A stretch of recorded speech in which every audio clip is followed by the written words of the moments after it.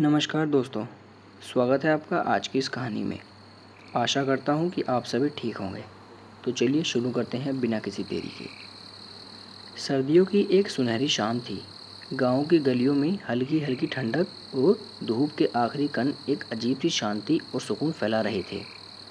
लेकिन उसी दिन गांव में शांति के साथ साथ एक गहमा गहमी भी थी, क्योंकि आज गांव की सबसे सुंदर लड़की शिया की शादी थी।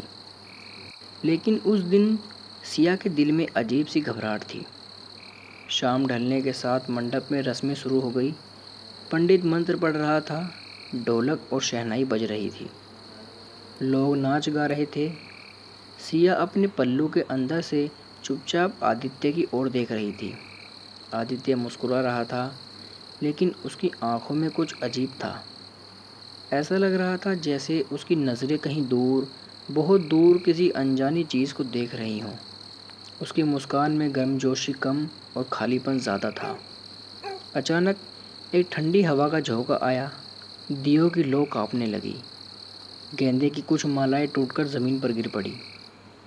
सिया को लगा कि ये तो बस हवा का असर है, लेकिन उसके भीतर एक अनजाना डर जागने लगा था। पंडित जी ने कहा, अब दूल्हा दुल्हन खड़े हो जाइए, फेरों का समय हो गया है। सिया ने धीरे धीरे खड़े होकर आदित्य का हाथ थामने के लिए हाथ बढ़ाया, लेकिन वहाँ आदित्य नहीं था। वह क्षण भर पहले वहीं मंडप में बैठा था और अब अचानक गायब हो चुका था। लोग चौंक गए। अरे, दूल्हा कहाँ गया? शायद बाहर गया होगा, कोई जाकर देखो तो। रिश्तेदार, दोस्त सभी अलग अलग दिशाओं में दौड़ पड़े, लेकिन आदित्य का कोई कहीं पता नहीं चला। कुछ ही पल में मंडप का माहौल बदल गया। ढोलक और शहनाई की आवाज़ें थम गई। लोग एक दूसरे को शक की नज़रों से देखने लगे। सिया का दिल तेजी से धड़क रहा था। उसके कानों में बस एक ही बात गूंज रही थी, कहीं उसने मुझे छोड़ तो नहीं दिया। लेकिन उसकी अंतरात्मा कह रही थी, नहीं, यह कुछ और है जो सही नहीं हो रहा।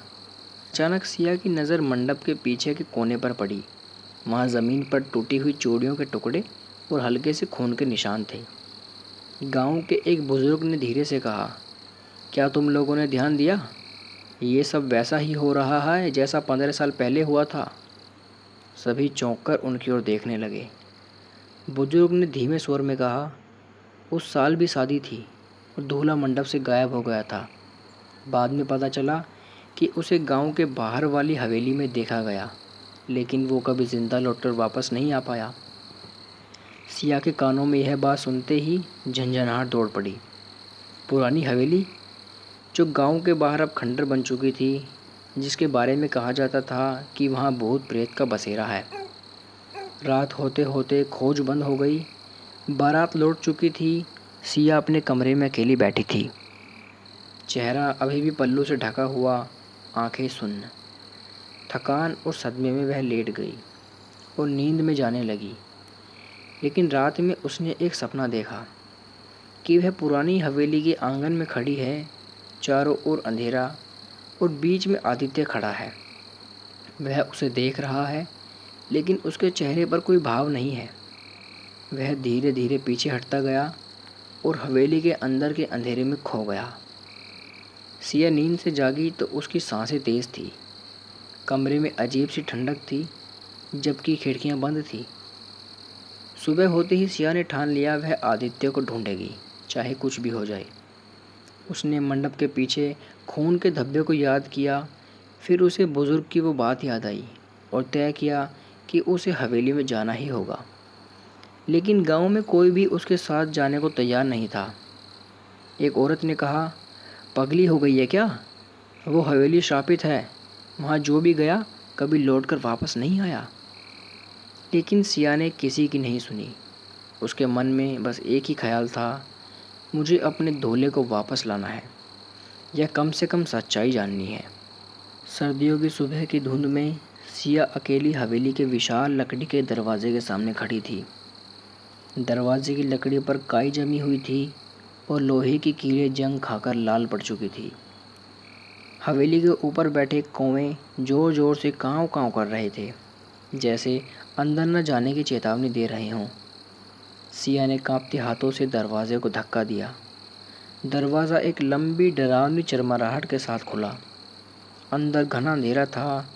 हवा में सीलन, मिट्टी और बंद पड़े कमरे की गंध फैली हुई थी। हवेली के अंदर कदम रखते ही सिया की सांसें भारी होने लगी। टूटी खिड़कियों से हल्की रोशनी अंदर आ रही थी, जिसमें धूल के कण हवा में तैरते दिख रहे थे। दीवारों पर पुरानी शादी की पेंटिंग्स टंगी थी। हर पेंटिंग में दूल्हा दुल्हन के चेहरे अजीब तरह से मिटे हुए थे, मानो किसी ने जानबूझकर उनके चेहरे को खुरचा हो। फर्श पर बिखरे फूलों की मुरझाई पड़ी माला, जो देखने में ऐसे लग रही थी जो परसों पुरानी हो, लेकिन उसमें से ताज़ा गंध आ रही थी, जैसे किसी ने अभी अभी यहीं शादी की हो। सिया ने सीढ़ी की ओर कदम बढ़ाया, तभी उसके पीछे से शादी की शहनाई बजने की गूंज की आवाज़ आई। वह पलटी, लेकिन पीछे कोई नहीं था। आवाज़ बंद हो गई। उसके पैरों के नीचे कुछ चरमराया। नीचे देखा तो एक टूटा हुआ कंगन पड़ा है, बिल्कुल वैसा जैसा सिया ने अपनी शादी की रात पहना था, लेकिन यह पुराना और धूल से भरा हुआ था। सिया ऊपर की मंजिल पर गई। एक लंबे गलियारे में कई कमरे थे, लेकिन एक कमरे का दरवाज़ा बाकी कमरों से अलग था। लाल रंग से पुता हुआ और उस पर हल्के हल्के खून के निशान। दरवाज़ा बंद था, लेकिन अंदर से किसी के धीरे धीरे फुसफुसाने की आवाज़ आ रही थी। वह कान लगाकर सुनने लगी तो उसे आवाज़ आई, आओ, अंदर आओ। सिया का दिल ज़ोर ज़ोर से धड़कने लगा। उसने धीरे से दरवाजे का हैंडल घुमाया, लेकिन वह नहीं खुला। अचानक पीछे से किसी ने कहा, यहाँ तुम्हें नहीं आना चाहिए था। सिया ने पलटकर देखा तो वहाँ एक बूढ़ा आदमी फटे पुराने कपड़ों में, आंखों में गहरी काले घेरे और हाथ में पुरानी लालटेन लिए खड़ा है।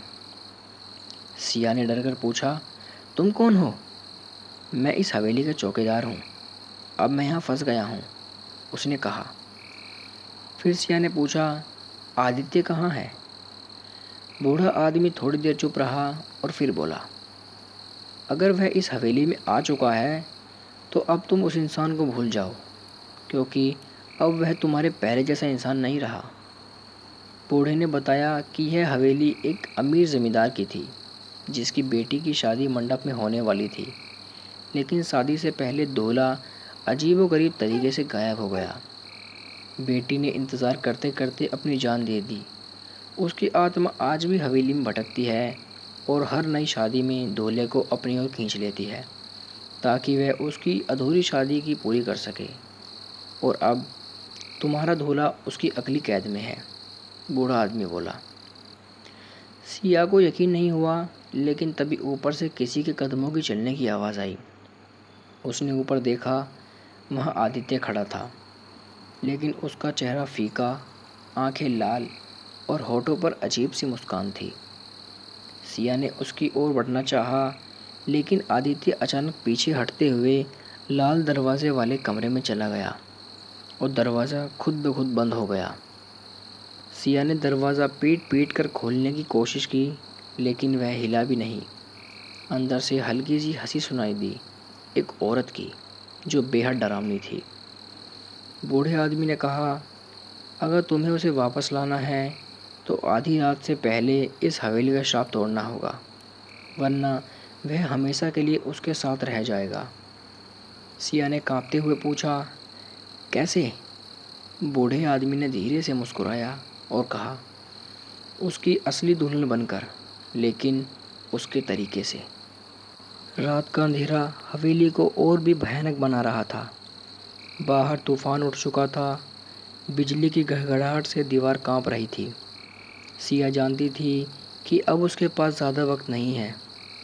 चौकीदार ने एक पुरानी घड़ी की ओर इशारा किया। घड़ी की सुई 11 बजे पर थी। उसने कहा, तुम्हारे पास सिर्फ 1 घंटा है। सिया ने पूछा, और अगर मैं वापस नहीं आई तो? या मैं इस काम में असफल हो गई तो?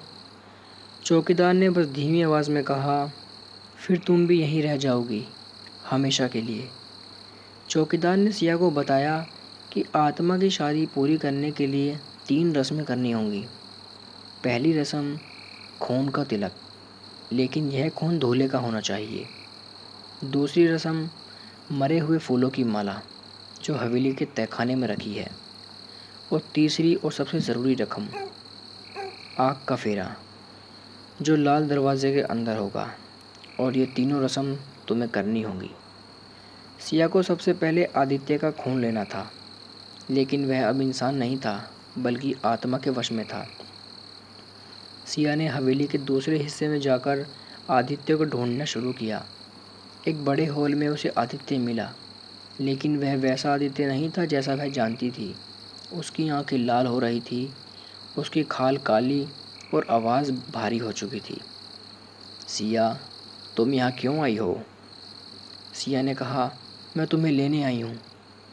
आदित्य ने हंसते हुए कहा, मैं अब उसका हूँ। तुम चाहो तो मुझे ले जा सकती हो।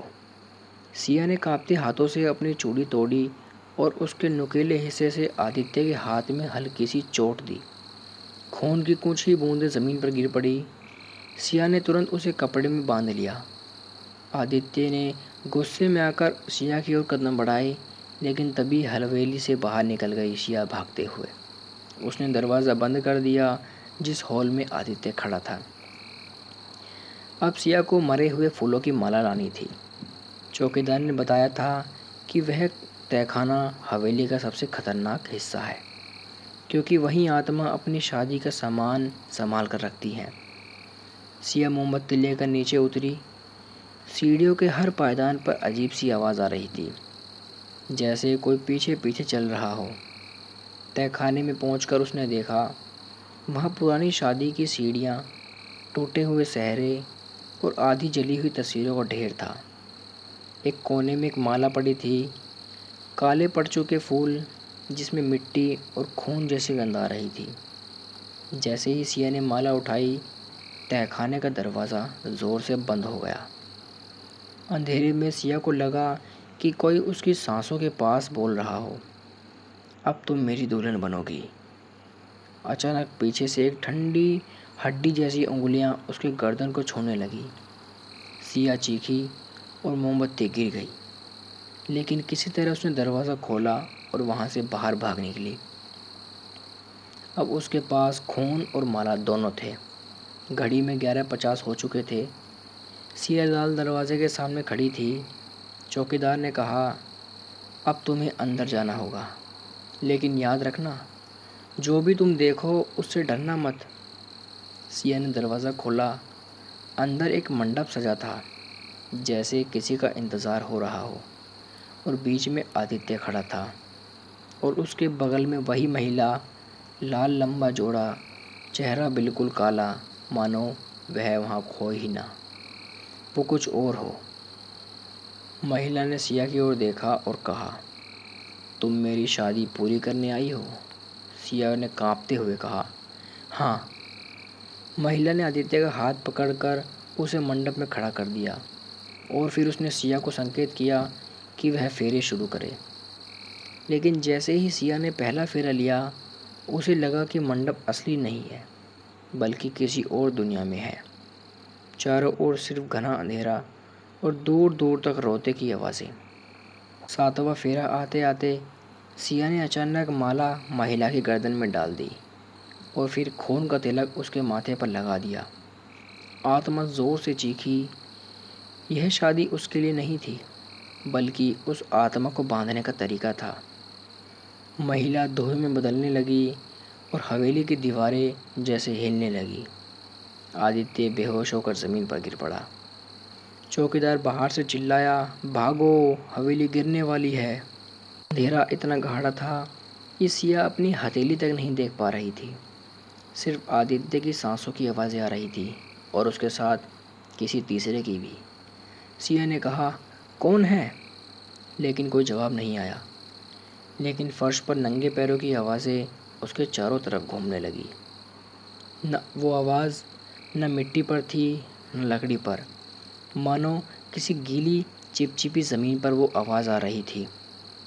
जैसे ही हल्की रोशनी आई, सिया ने देखा मंडप के चारों ओर खंभे अब इंसानी हड्डी के बन चुके थे। आदित्य की रस्सियाँ अब खून से गीली हो चुकी थी और हर गांठ हल्की हल्की जकड़न महसूस हो रही थी, जैसे वो जिंदा हो। आत्मा सामने थी, लेकिन अब उसका चेहरा साफ दिख रहा था, एकदम वैसा जैसे सिया का। अब तू मेरी जगह लेगी ताकि मैं जा सकूं, आत्मा ने धीरे से कहा। सिया भागने को मुड़ी, लेकिन दरवाज़ा बंद था, न ताला न कुंडी। फिर भी हाथ लगाते ही उसे महसूस हुआ कि दरवाज़ा धड़क रहा है। वो लकड़ी का नहीं, जैसे किसी इंसानी सीना हो। उसके दिल की धड़कन तेज़ हो गई। पीछे से आत्मा ने कहा, चुन, या तो तू दुल्हन बनेगी या हवेली तुझसे भी बुरा करेगी। सिया जानती थी कि बचने का कोई रास्ता नहीं। उसने चुपचाप मंडप के बीच खड़े होकर पल्लू से चेहरा ढककर, ढोल की आवाज़ के बिना खुद ब खुद बज रहे थे। आखिरी फेरे के साथ ही आदित्य की सांसें बंद हो गई और हवेली में एक अजीब सन्नाटा छा गया। दरवाज़ा अपने आप खुल गया, लेकिन बाहर सिर्फ अंधेरा था। कोई गांव, कोई सड़क नहीं।